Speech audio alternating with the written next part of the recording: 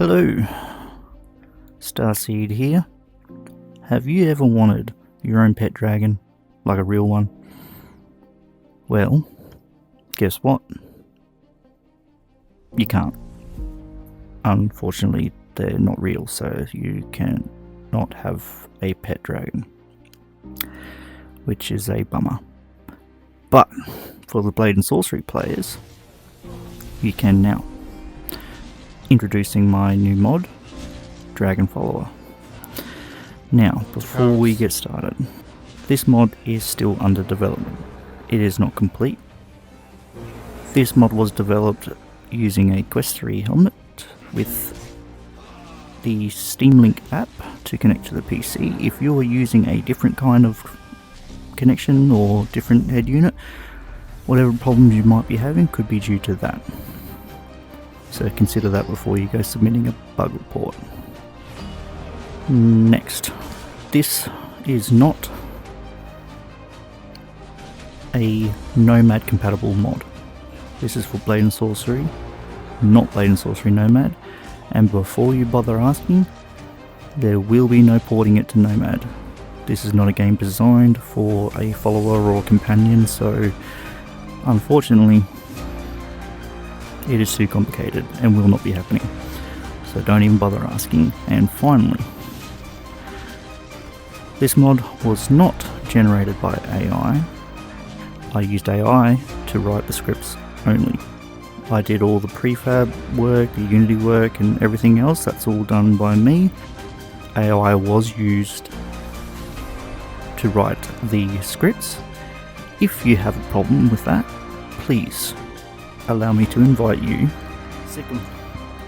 to write the 130 scripts yourself. Either that or get over it.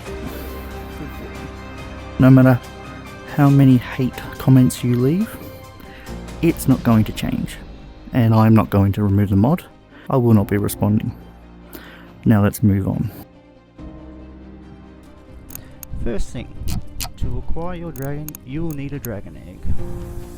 You can spawn them in the utility section of the spawn book in sandbox mode, or if you're playing crystal hunt mode, you can find them along your dungeon raids, or purchase them from the Baron's Bounty.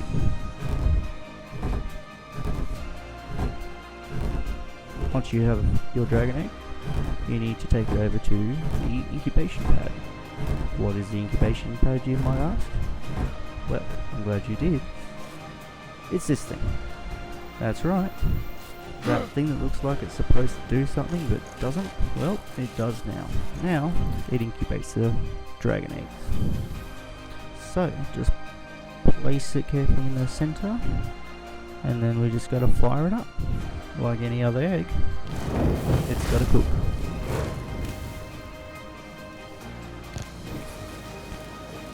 You shall not pass.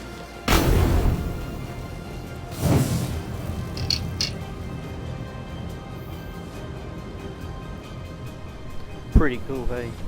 One might even say it's well done. Yes. I know it takes a little while, but rise.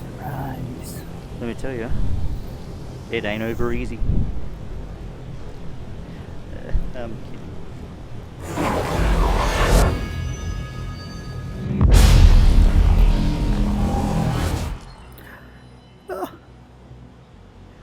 Hello, beautiful. Consider the dragon as like your Blade and Sorcery companion, and there are 3 different ways that you can interact with it. We have the pet spell, the mod menu selections, and voice commands. So let's get into all that. We'll start with the pet spell. It's not actually a spell, but it's located in your spell wheel. Select it, and then holding down the trigger will display your active dragon stats, which we will get into in just a moment. The other use for the pet spell is the point and shoot system, which is basically directing your dragon to do things using this pointer. Unlike the other methods to give instructions, the pointer allows you to do more precise instructions. Example, to move to a certain area, pick up an object, attack an enemy. As opposed to other methods which would result in instructions more along the lines of go where I go, pick up the nearest object, and attack all enemies.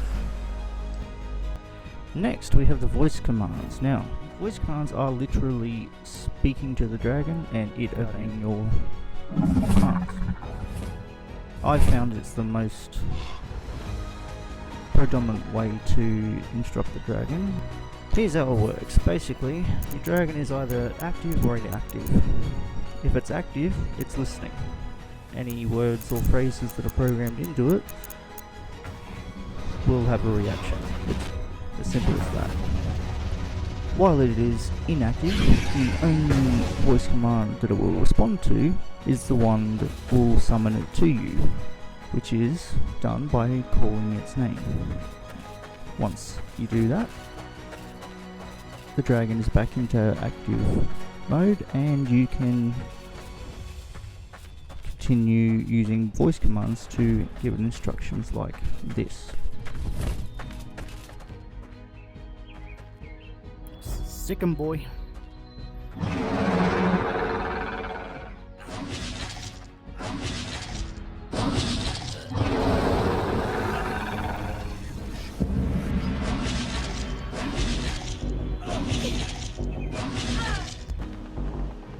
Drop it.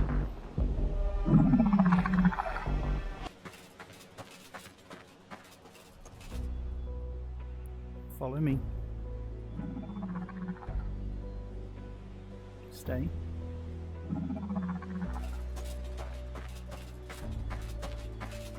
Let's go. Wait there. You might have noticed among all the growls and the roars that are mostly just idle noises, there are one or two that repeat quite a lot. So there is a particular growl that is sounded every time a voice command is registered, and another one for every time praise is given.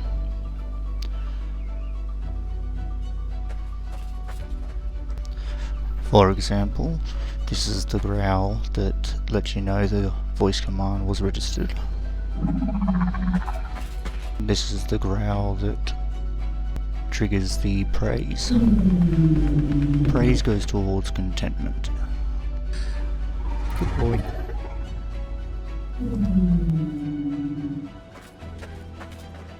Awesome.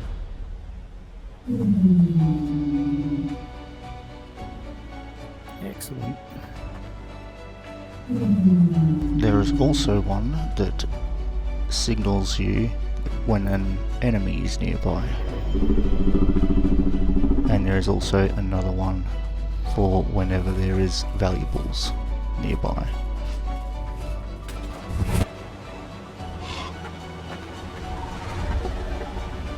That little sound there was the sound that it makes when you're near a valuable object.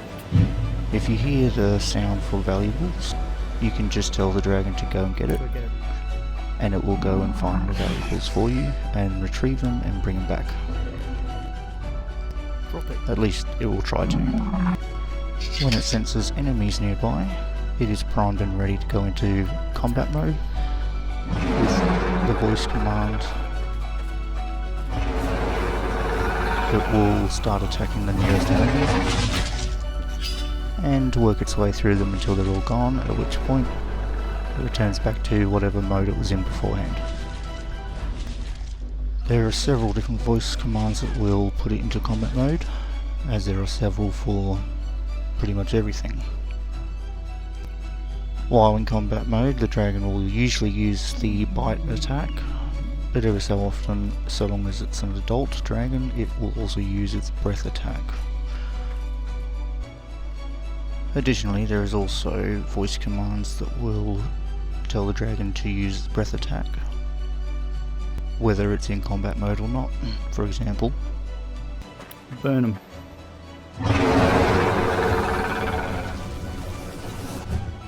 Light it up.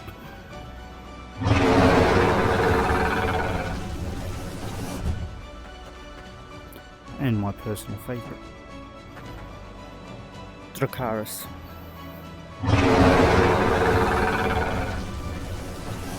For all the Game of Thrones fans, of course. I will be releasing a document with this mod that will have all the voice commands listed, but if I'm being honest, there are so many different phrases and words programmed into this that I've likely forgotten half of them. Finally, there are the mod menu controls. Now, most of them are just alternate means to put the dragon into certain modes instead of using voice commands. But there are some of them Go home. that can only be done with the mod menu. For example, I said go home. putting the dragon back into an inactive status can be done with the voice command telling it to go home. However, that puts it into home roaming mode, which is technically an inactive status. However, the hunger and contentment will slowly deplete over time. If that is something you want to avoid, you have to put the dragon into despawned mode, which can only be done with the mod menu. Now, while we're on the subject, putting your dragon in inactive mode before you're finished is something I highly recommend. Because if you leave your dragon in active status, when you log back on, you'll find it spawning with you inside your player's house. And trying to get it out can create a big mess and be a real pain in the ass. But Stay. the best way to get out of that is like so. Tell your dragon to stay, go outside, and then use the mod menu teleport option. The teleport option is something again that can only be done with the mod menu controls, and there are some circumstances where the dragon will do it on its own, but essentially it is a safeguard for whenever the dragon is in a spot or some situation that it can't get itself out of. At this point, the mod menu's controls do not present an either-or situation where you can either use voice commands or the mod menu. There are some things you can do with both. Other things can only be done with voice commands. To give an example, play mode. You can put the dragon in play mode via voice commands or mod menu controls. However, the only game that's programmed into the dragon at the moment is fetch. And whilst the dragon might be in play mode with the mod menu, you can't actually engage the game without the voice command fetch. For example, Fetch. as you see, unlike other mods with voice interaction, the voice commands are not a option. They are a dependency. If you want complete and full access to the entire mod's capabilities, you can't have it without voice commands. So if your microphone is broken or you can't get it set up to register your voice, then your access to the mod will be very limited. Now, those certain limitations may or may not matter to you depending on certain circumstances. So for an example, as I've already shown, play mode is one of those limits. Now, if you're playing sandbox mode, play mode is useless to you because every time you run a successful round of fetch with the dragon, it bumps up the contentment meter, which is only necessary if you're playing in crystal hunt mode. In Crystal Hunt mode, if you're playing without your microphone or not using voice commands, then your contentment meter will be completely dependent on active use alone, and there'll be no other way that you can bump it up. The rest of the mod menu controls are pretty self-explanatory, except at the top you'll see there is a Sentinel and Guardian. Now they are both just follow modes, both of which also have voice commands that will work for them as well. But essentially they're just two different forms of following. Guardian mode is the default. When in Guardian mode, the dragon will follow freely, openly. It'll fly, it'll run, it'll take up whatever room it's got. So it's better for open spaces. But when the path that you're travelling requires a little bit more precision, it can be a bit of a pain. Every time you jump, the dragon will take flight. Whenever you're navigating your way around corners and narrow spaces, it can get caught.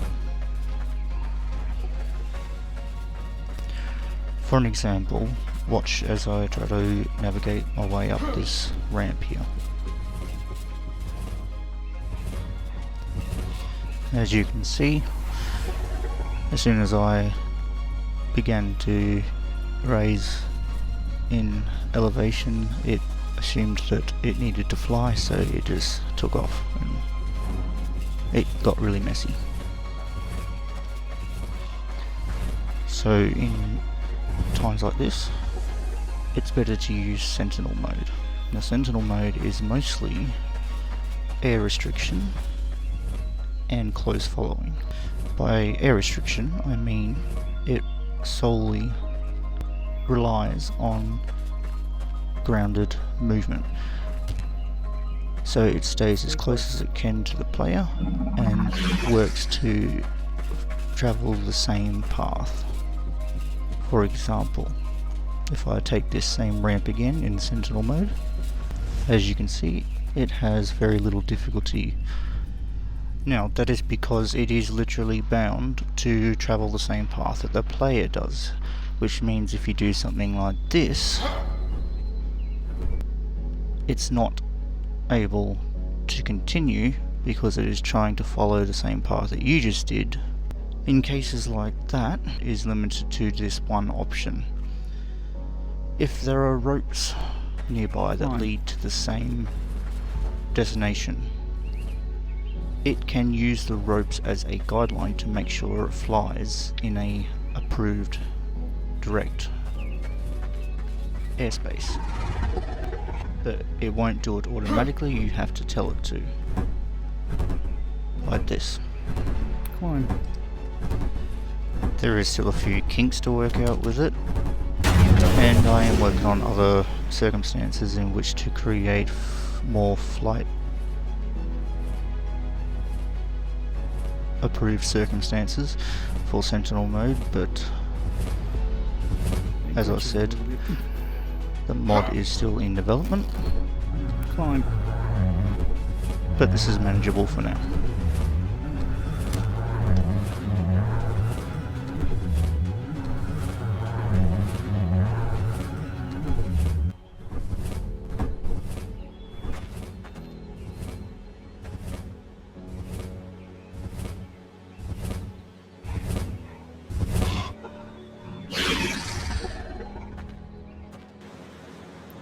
Well, that is about it. The base mod will have Draco here, and there will be additional dragon packs that you can download to add to this mod if you want other versions. They'll be all pretty much the exact same mod, same dragons, just coloured differently with different names. That's about it.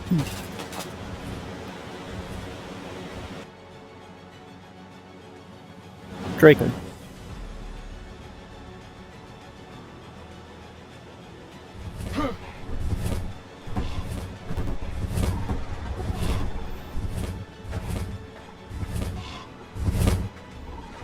Righto. Go home. You can go.